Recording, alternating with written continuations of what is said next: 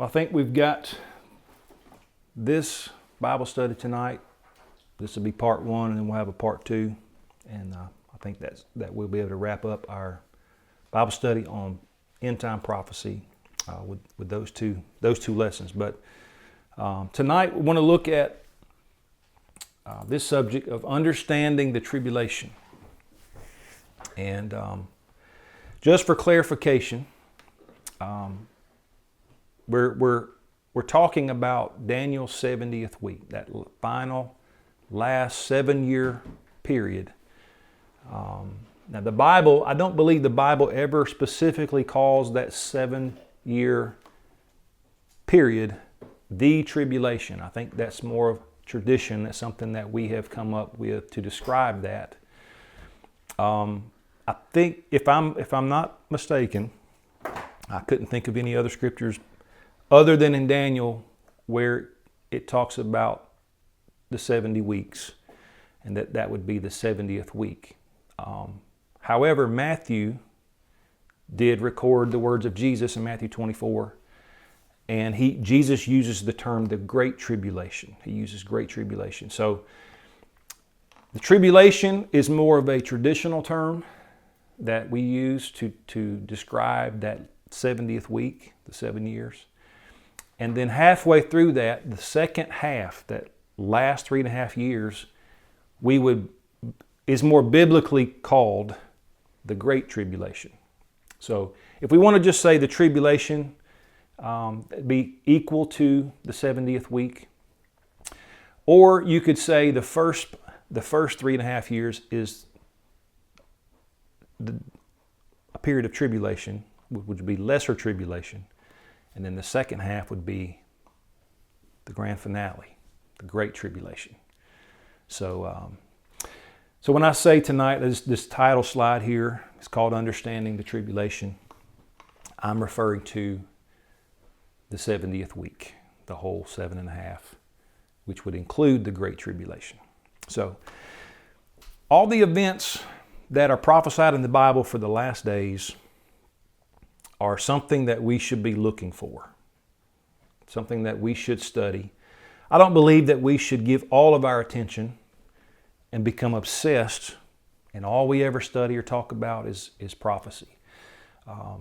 But on the other side of the coin, we don't want to avoid it altogether and never talk about it at all. And I know lots of places that they don't ever talk about it. I know people that have said, I don't care one thing about prophecy.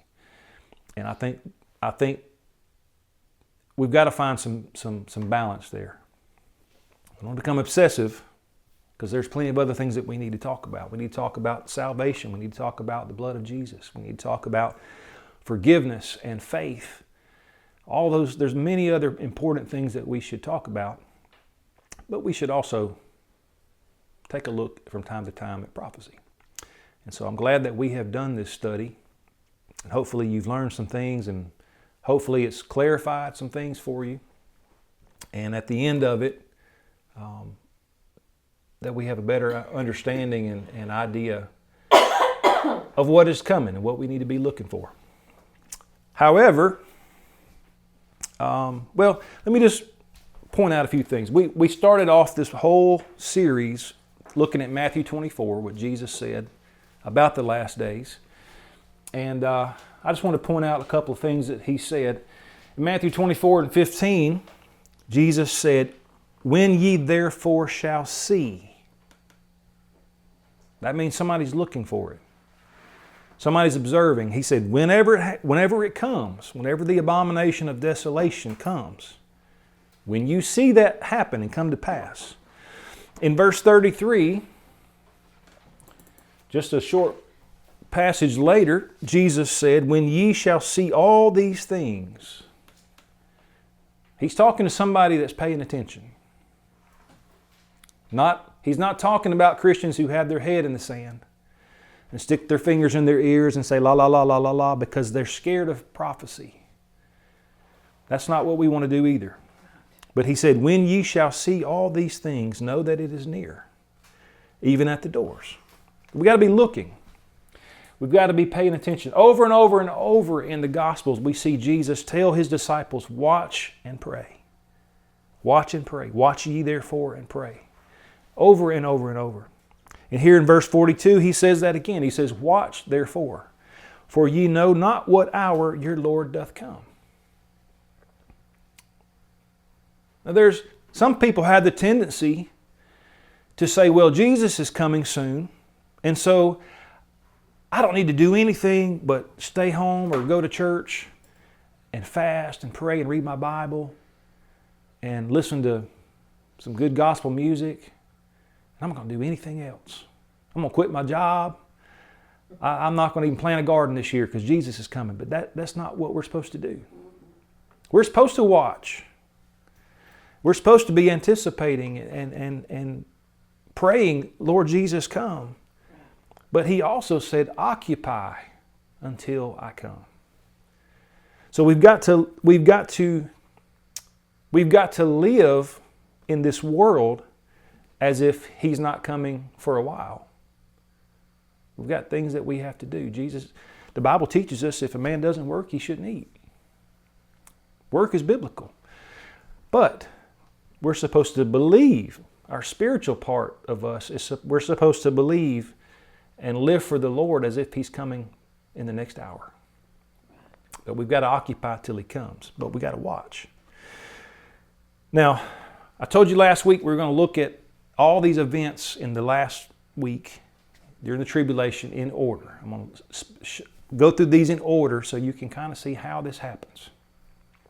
Because when you, especially in Revelation, you begin to read the book of Revelation, it's not all in order. There's some things that are out of sequence.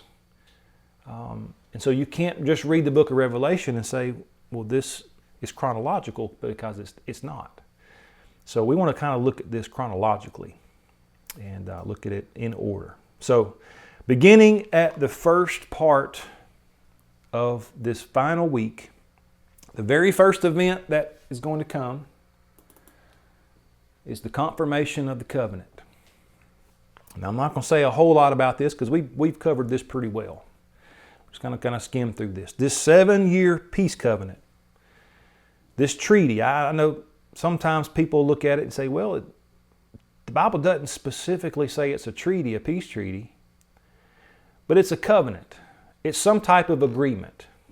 I think it's probably safe to say it's probably a peace treaty. But it's going to be a covenant with Israel, and the Bible says in many, it's going to be confirmed with many. But Daniel 9:27 tells us that it's this prince of Rome.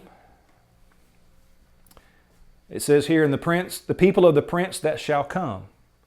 It's not saying the people that should come. It's the people of the prince who is going to come. He's saying the prince, this demonic spirit, is going to come. And the people who are connected to that prince, they shall destroy the city and the sanctuary. But that prince that shall come was the prince of Rome. And then it goes on to say, and he, the prince, shall confirm the covenant with many for 1 week. And so it's going to be confirmed by the prince of Rome, which will be through the Pope. The Pope is going to be that agent by which this spirit, because he's not going to have a physical manifestation. There's not going to be a demon that appears and comes down and signs this agreement. He's going to work through the Pope or the prince. He's the earthly prince of Rome. So we see that in Daniel 9:27. It's the prince of Rome who will confirm that covenant. And this event number 1, see if that'll go back. It's not going to do it. I got to click them. I hate when it does that. Sometimes I can just hit the arrows, but it ain't doing it tonight. But this very first event, this kicks the whole thing off. This is the beginning. When this happens, then the countdown has begun. 7 years are remaining. And during this signing of this peace treaty, The Arab Muslim world is going to pressure European leaders. They're going to pressure Catholic leaders. Perhaps even the UN, United Nations, will be pulled into it. And they're going to strong arm the world to give them a Palestinian state. And once they achieve that and they sign that into law, these treaties are signed, and it's going to be followed by the installation of an Assyrian governor in Jerusalem, who will at some point be revealed as this man of sin that we've been talking about. So, number one, the confirmation of the covenant is going to happen. The 7-year period is going to begin the countdown. The second event that will happen is probably very shortly after that. The third temple will be built. We know that everything is ready. They can do this in a very short time. Is it possible that the third temple could be built before the confirmation of the covenant? Yes. But the third temple being built first would not signal the beginning of the week. The covenant will. So the temple could be built before, it could be built second. That order is not really that important. I kind of believe that it will follow second. I don't believe the temple is going to be built before the covenant, because I feel like the covenant will be what allows them to remove that mosque. I think that's going to be some of the fine details, the fine print of the covenant, that Israel's not going to sign it until the world agrees, okay, you get your Temple Mount back and you can build your temple there. Otherwise, I don't see how they can get rid of that mosque without kicking off a firestorm in the Muslim world. But if they agree to it, if they say, well, we'll remove the mosque, you can build your temple there, but you have to give us half of the land and we form our own nation, Palestine. I can see how that would happen. So I do believe that event number 2 will be the third temple. But we do know that the third temple must be, event number 2 must come before event number 3. Because the abomination of desolation, which is the third event, cannot happen until there's a temple. Daniel 9:27 said, and he shall confirm the covenant with many for 1 week, and in the midst of the week he shall cause the sacrifice and the oblation to cease. So they're not going to be sacrificing and offering oblations unto the Lord unless they have their temple. Matthew 24:15, Jesus spoke about this, and he said, when ye therefore shall see the abomination of desolation, spoken of by Daniel the prophet, stand in the holy place. Well, they got to have a holy place in order for somebody to stand in it. So I think that's pretty obvious. So the third event, we just referenced that, is the abomination of desolation. From the signing of the peace treaty to this event, the abomination of desolation will be exactly 3.5 years. It's the very middle of the week. The man of sin, who we call the Antichrist, he's going to stand in that third temple. He's going to cause the Jewish sacrifices to cease. And then his true nature is going to come out. Because previously, from the signing of the covenant up until this 3.5 year period, he is going to appear as a man of peace. He's going to be the guy who steps onto the world stage in the middle of all this chaos and violence and all kinds of problems that are just erupting all over the world, and he's going to have the answers.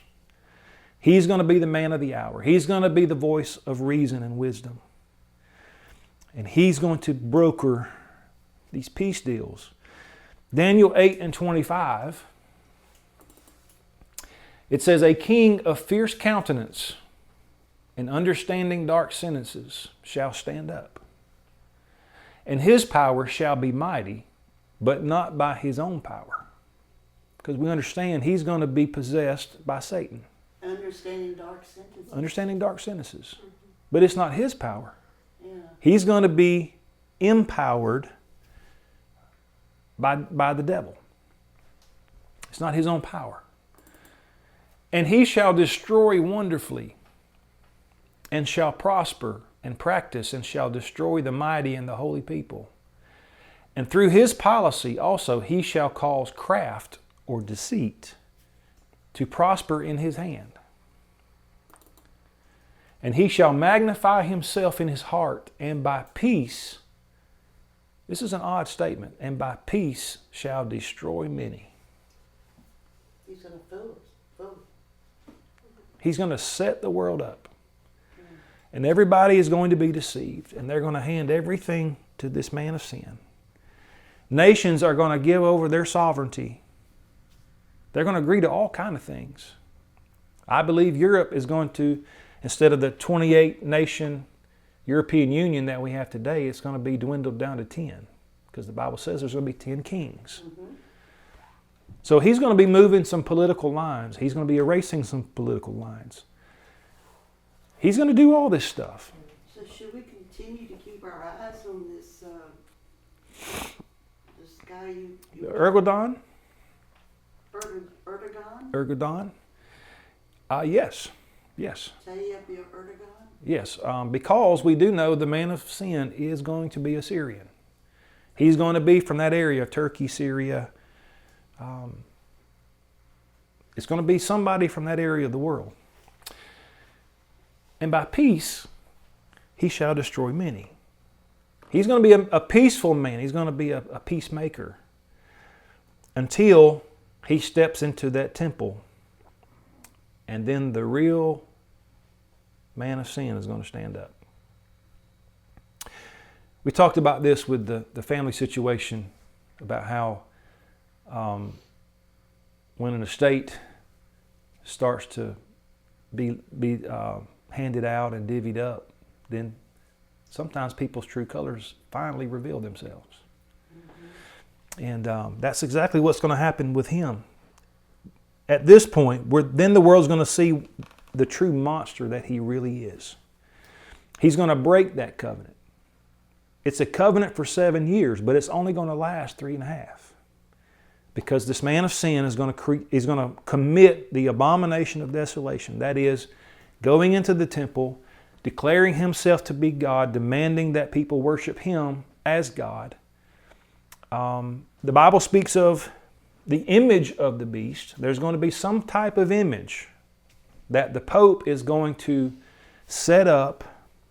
The Bible says that this image will speak. It will become alive.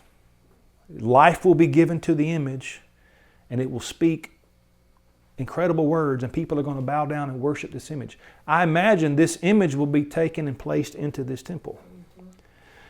It's going to desecrate this temple. It's going to be spitting in the face of God, which is exactly what Lucifer wants to do. And so he's going to break this covenant. Daniel 11, 30 through 31. It says, "Therefore he shall be grieved and return and have indignation against the holy covenant. So shall he do. He shall even return and have intelligence with them that forsake the holy covenant. And arms or armies shall stand on his part, and they shall pollute the sanctuary of strength, and shall take away the daily sacrifice, and they shall place the abomination that maketh desolate." Notice the way that is worded. It says, they shall place the abomination.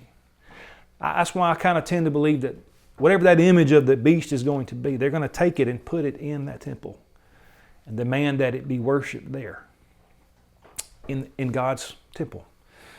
Do you think that may have something to do with the AI again? I'm wondering that. Like now, you can go, hey, talk to them if you don't have anybody to talk to. You might think about that. Maybe. I've wondered this before. Possibly because the AI world, they're trying to achieve what they call sentience. Yeah. where AI truly becomes self-aware. It's almost like a digital being. Yeah, I could just see this. And if they achieve sentience with AI, I could very well seeing it be this image that comes to life and speaks wonderful things. And people worship it. I'm so confused. Because they're already talking about, people in the world are already talking about AI and saying if it ever reaches that 5th level of sentience, then they say, you can read about it in the news, sentience, which means self-awareness, or it would become, basically would almost become a being. And they're saying if that ever happens, itself now, can it? yes. It can self-replicate. It can improve itself. But that's not even yet sentience. Oh, dear. And they say if it ever reaches that 5th level, this is what secular, atheistic, academic people are saying. They say it will become a god.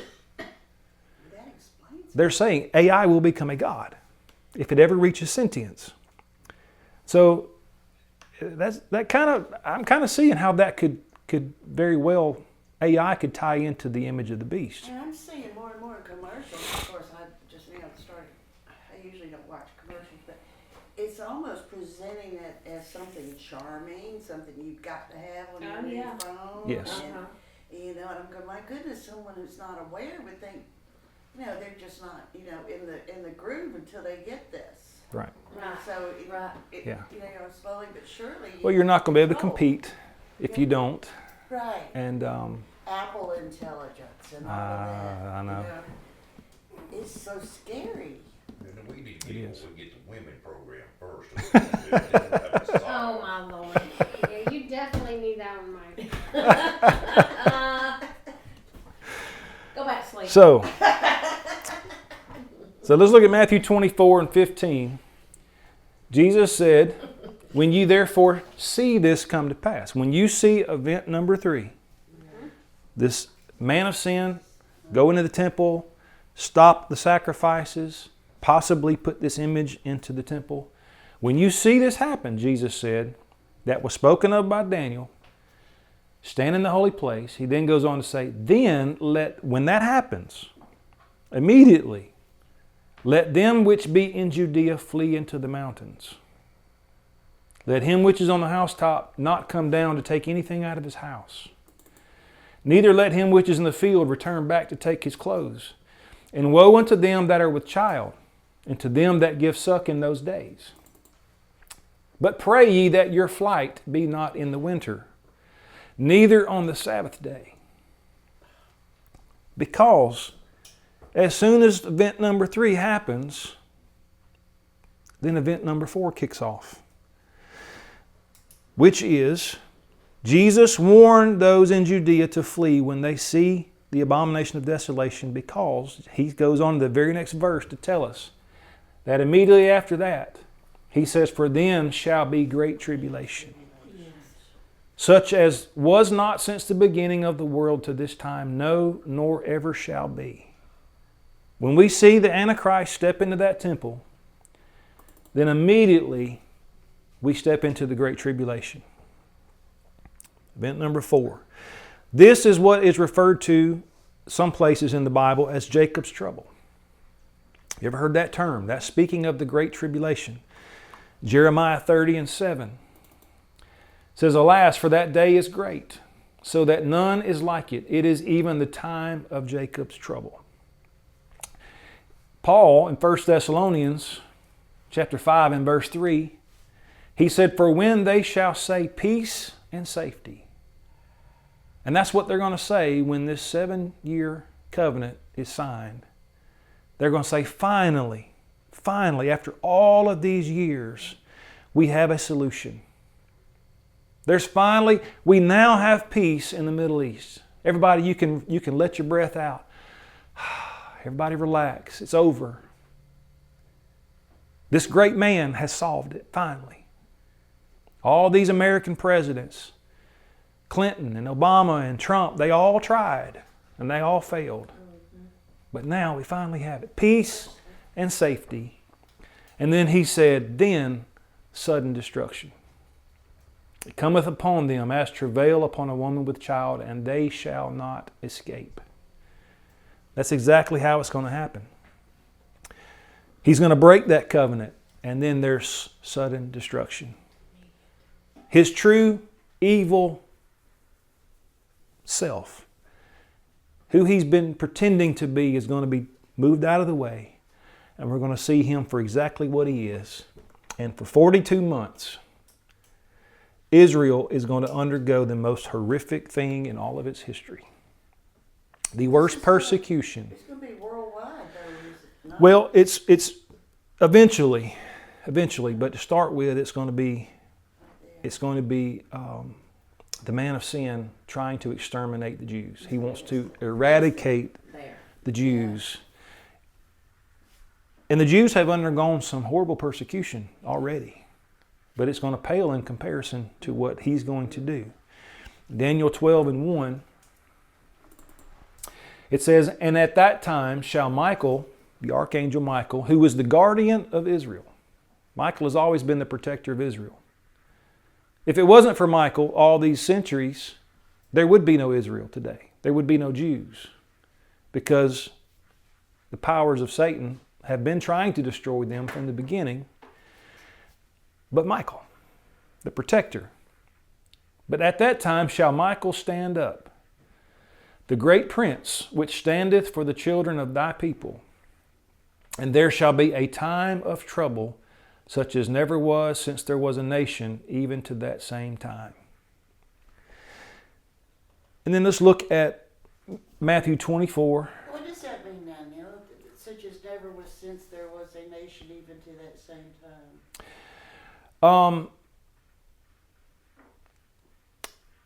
It's talking about the nation today, because he's speaking of a future event when Michael, the archangel, is going to stand up. We're going to look at, well, let's just look at it. We're not on a set schedule here. Let's just look at it. Let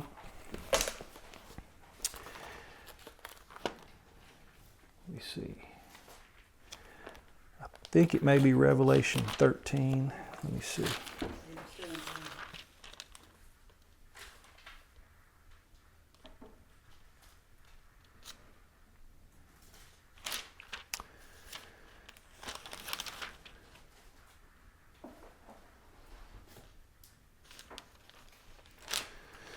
Give me just a second and I'll find it. Okay, Revelation 7. Let's go to Revelation 7:1.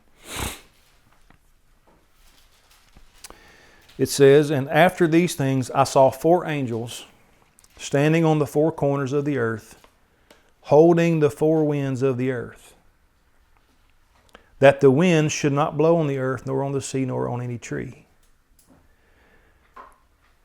Okay.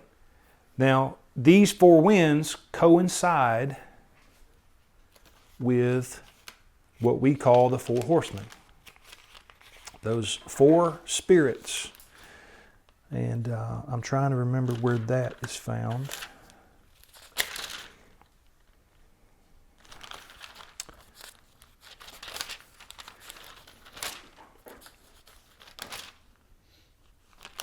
It must be a little earlier here.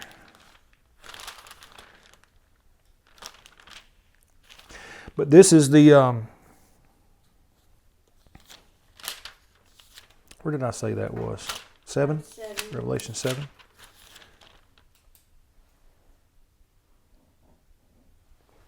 Okay. You remember a couple weeks ago when I talked about the princes and how that it's the angels of God, the archangels, that are the ones that are holding these princes, these demonic princes back. And whenever one falls and another rises, it's because these angels are enacting the will, they're enforcing the will of God, God's timeline. So right here we see these 4 angels that are holding these 4 winds back. And then they're going to move out of the way and allow these winds to blow across the earth. And these coincide with another vision with the 4 horsemen. So let's look at that real quick, and then we'll go back to where we were. Let Let me look up where the 4 horsemen are. I can't remember.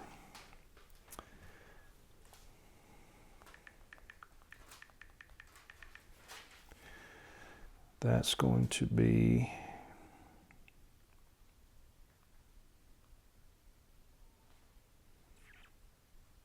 Does anybody see that? I'm trying to Google where that's found. I'm reading. I'm just slow. Revelation 6. Let's back up one chapter. It says, Revelation 6:1, and I saw when the Lamb opened one of the seals, and I heard, as it were, the noise of thunder. One of the 4 beasts saying, "Come and see." So the first beast that he saw said, "Come and see." And it said, and I saw and beheld a white horse. And he that sat on him had a bow, and a crown was given unto him, and he went forth conquering and to conquer. Now, let me go back to my title slide here. These 4 horses in this vision in Revelation 6. There was a white horse, a black horse, a green horse, and a red horse. The white horse represents, these are 4 spirits that are turned loose in the world. Now, we just saw in Revelation 7 that they're being held back until a point by these angels. And then the angels are going to release them. And they're going to go through the earth causing destruction and havoc. And they're going to just have their way on the earth. But these horses represent certain powers in the earth. There are powers and systems, demonic forces in the world that are used and displayed in ways, we talked about recently, that different world systems and the spirit of the Antichrist and all those things. Well, the white horse represents Catholicism. If you look at what it says, and that he that sat on him had a bow, and a crown was given unto him, and he went forth conquering and to conquer. And that's exactly what the Catholic Church has done since its inception. It said a crown was given unto him. The Catholic Church has always sought power. They have always controlled kings. They have always controlled empires. And they have conquered for the last 1,500 years. They have conquered and still rule the world today. And what color represents today the Catholic Church? It's white. The Pope always wears white. The Pope Mobile is white. It's to symbolize peace. But we'll see later in Revelation 13 that the false prophet, who we believe is the Pope, it says that he is a lamb. He appears as a lamb, but he speaks like a dragon. So again, that lamb, that white dove, that color of peace, this white horse represents Catholicism.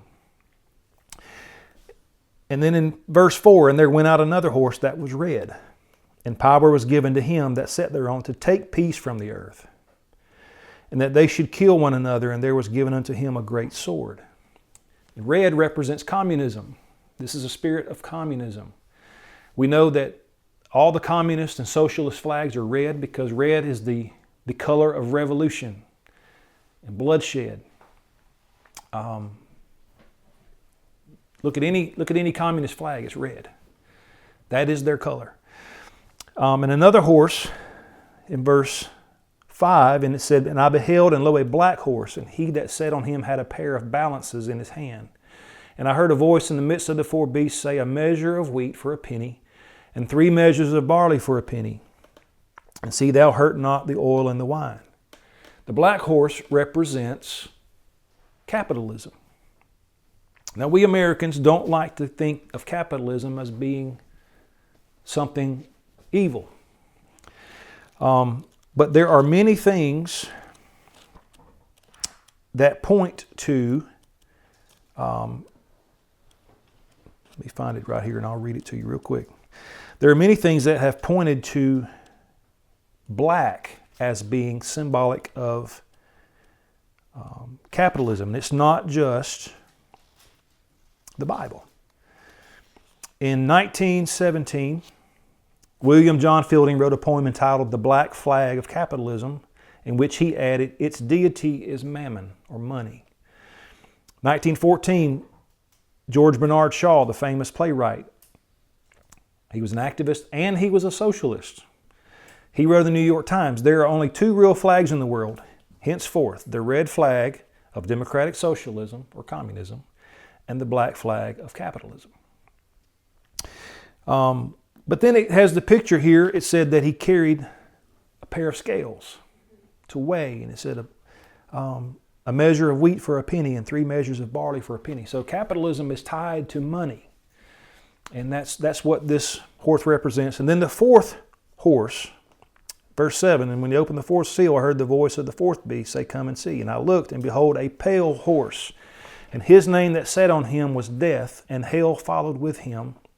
And power was given unto them over the fourth part of the earth, to kill with the sword, and with hunger, and with death, and the beast of the earth." And so this pale horse, which here is green, and I'll tell you why it's green.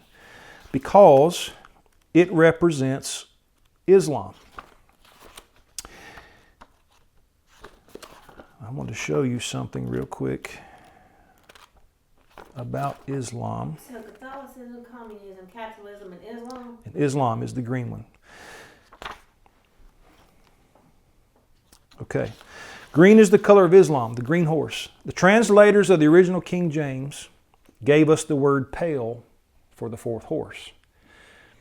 But in the original Greek text, the word chloros appears. Chloros means green.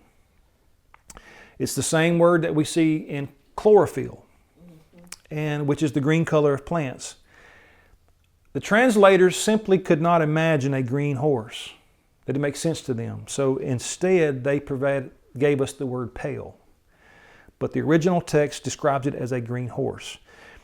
The Old Testament reference to the fourth horse says a grizzled horse or a bay horse. In the Hebrew, the grizzled, barad, is not a color, but it's a texture, spotted. The Hebrew word amatz, that is translated bay, is not used anywhere else in the Bible. It means strong. So combining all that this says about the fourth horse, it means a strong, courageous, green horse. You look up anything about Islam and you see that the green flag of the Prophet Muhammad is everywhere in the Muslim world. You can find it anywhere. And it's the universal color of Islam. You can look up a picture of Muhammad's sword. It has a green sheath. History tells us that the banner that was carried around by Muhammad and his soldiers was a green banner.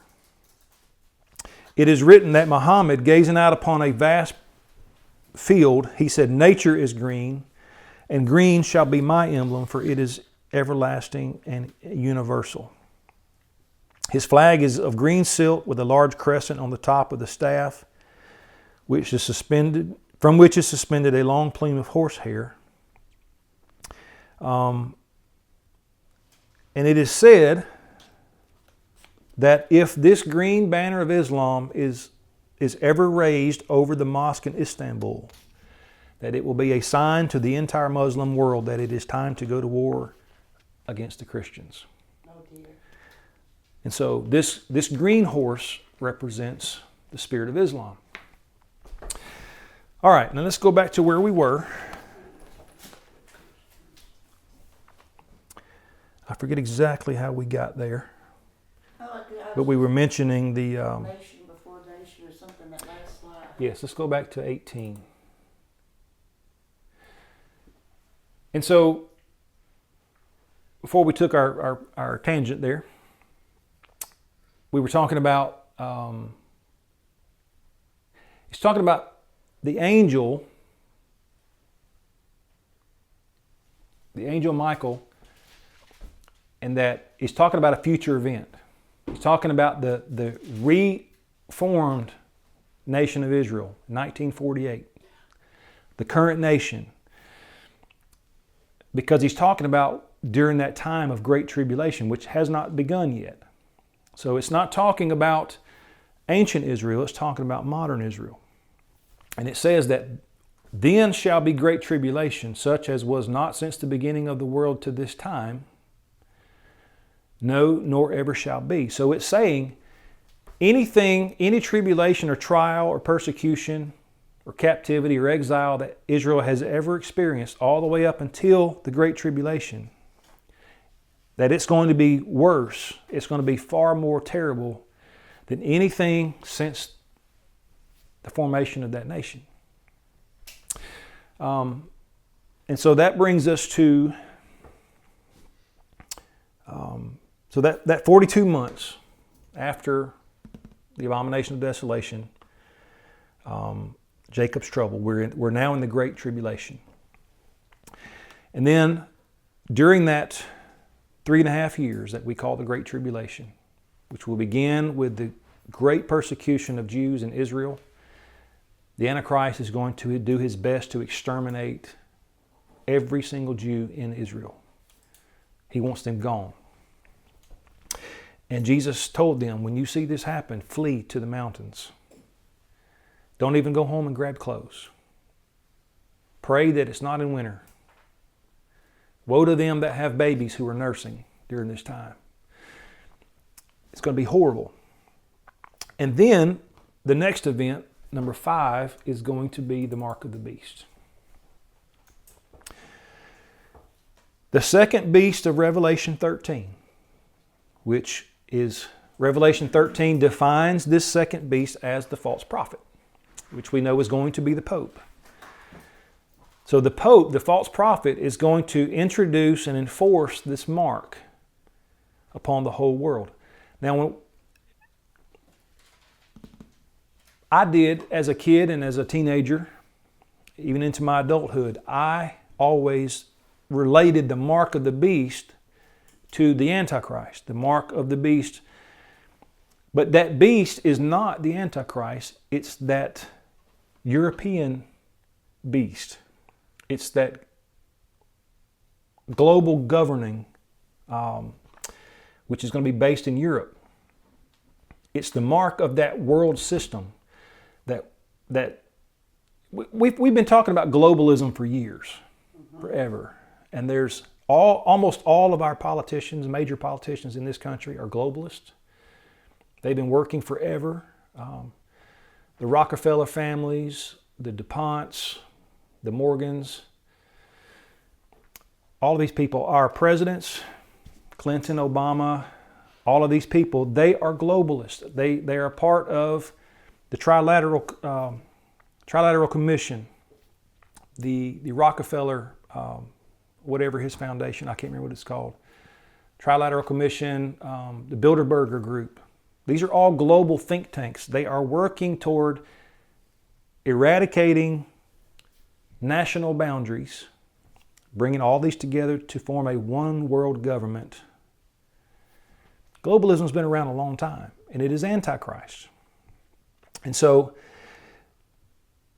the mark of the beast is going to be enforced by this government, this global government. Because remember, we talked about there's going to be 3 major figures. The first beast, who is this political figure. The second beast is the false prophet. And the other beast would be the Antichrist, or the man of sin. So we're not talking about just one person, the Antichrist. We're talking about 3 working together. And so the mark of the beast is going to be enforced on the whole world by this global one world government. Revelation 13, 16 through 18. And it says, "And he causeth all, both small and great, rich and poor, free and bond," everybody, "to receive a mark in their right hand or in their foreheads, and that no man might buy or sell, save he that had the mark, or the name of the beast, or the number of his name. Here is wisdom. Let him that hath understanding count the number of the beast, for it is the number of a man, and his number is 666. And we really don't know what that mark is going to be. Be a barcode on his own stuff. We used to believe it was going to be a barcode, but barcodes now are kind of phasing out. Yeah. But it's going to be something like that. It's just going to be a, Well, QC stand, I think, is taking on the barcodes. yeah, you got the QR codes, but now they're having these implantable chips now that can be scanned or tracked with satellites and anything else. I believe cell towers can track those. I think it's going to go to something like that. Now they're smaller than a grain of rice, and people are having them injected in their hands, and they go to work instead of carrying a card, employee card, instead of carrying a medical card, instead of carrying a bank card, they just put their hand up. They open doors, they access their accounts, they transfer money. They're already doing it. At this point, it's voluntary. People are doing it because they want the convenience. But one of these days, it's going to become mandatory. And it's going to be enforced on the whole world. So during this time, now I'm taking this from the standpoint of, we're just going to assume, and I'm going to teach what Brother Raggio in his book here, he believes in a post-tribulation rapture. He believes that the rapture is not going to happen until the day Armageddon kicks off. And the longer I'm here, the longer I study, the more I'm tending to agree. What? I've been kind of a mid-tribber for a while, but Oh, God. but- Are you sure, Neil? well, when you read what he says, and you look at the Scripture, it's hard to deny it. I don't know yet where I fall. I'm kind of leaning more toward that. I'm still kind of hanging on to mid-trib, but I'm definitely not a pre-trib person anymore. I can't see it biblically.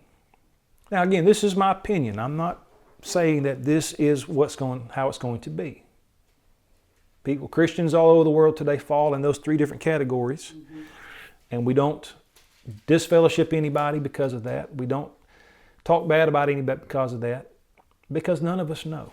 None of us really know. But I'm going to teach this tonight based upon Brother Raggio's belief in a post-tribulation rapture. And if that's the case, then there will be saints. The church will still be here when the mark of the beast is implemented. So hypothetically, let's just take that route, okay? So the saints who remain will have to try to survive for 3.5 years without any money. Because if you don't take that mark, you cannot buy or sell. And the Bible also tells us, I'll try to remember where that is next week and read it to you, so you're not just taking my word for it. But the Bible does tell us that anyone who takes that mark cannot be saved. That's right. You are damned. Yep. You are damned at that point if you take that mark. Because what you're doing is you're giving your soul, your allegiance to Satan. Yep. And so the saints of God who are still here, if the rapture has not happened yet, you won't have any money, because if you don't take that mark, you're not allowed to buy or sell anything. You've got to try to survive. But then the government's official policy is going to be to kill anybody who doesn't take the mark. If we indeed find ourselves in that place, if the rapture does not happen before, and we are here when the mark of the beast is implemented, then all of us are going to have to be very serious, very intentional about serving the Lord. Yes. I believe that these things that we're looking at tonight is going to separate. I told Brother Harrelson this one time, talking to him years ago, and he laughed. He said I'm going to use that. He said I like that. I told him, I said, Brother Harrelson, because we were talking about whether the rapture was pre, mid, or trib, and he believes in pre-trib, and I said, well, I'm not sure. I'm kind of leaning toward mid. I said, but I know one thing: if it's not pre-trib, then all this is going to separate. It's going to weed out and separate the sheep from the goats. Mm-hmm. I said, this is going to thin the herd. And he just started laughing. He said, I like that, thin the herd. He said, I'm going to use that. But it will. Because those who are shallow and weak in their faith, those who are not committed, those who are coming to church based upon selfish reasons or they're not really in it for the right thing, they're going to take the mark. Because as we said, Barb, we've said this many times, that people don't die for a lie. People don't die for something they don't believe in. And there are Christians today that don't fully believe.